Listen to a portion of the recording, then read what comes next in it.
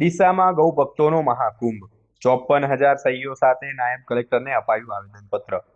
બનાસકાંઠાના ડીસા ખાતે આજે ગૌવંશના સંરક્ષણ અને સંવર્ધન માટે એક ઐતિહાસિક અભિયાન જોવા મળ્યું। ગાય સન્માન અભિયાન હેઠળ હજારોની સંખ્યામાં ગૌ ભક્તો રસ્તા પર ઉતર્યા હતા અને એક ભવ્ય રેલી દ્વારા પોતાનો આક્રોશ અને આસ્થા વ્યક્ત કરી હતી। આ પ્રસંગે 54,000થી વધુ લોકોની સહીઓ સાથેનું આવેદનપત્ર ડીસા નાયબ કલેક્ટરને સુપરત કરવામાં આવ્યું હતું।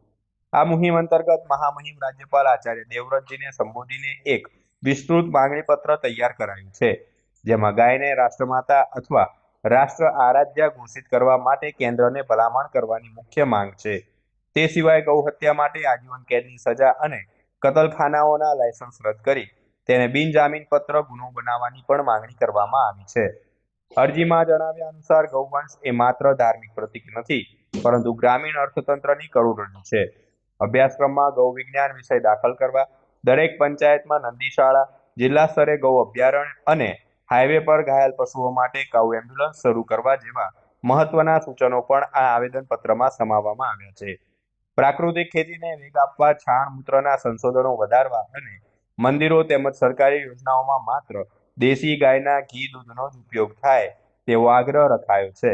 ડીસાના માર્ગો પર ઉમટેલી ગરમેદની એ વાતની સાક્ષી પૂરે છે કે गौवंशना संरक्षण माटे हवे जनता मक्कम छे।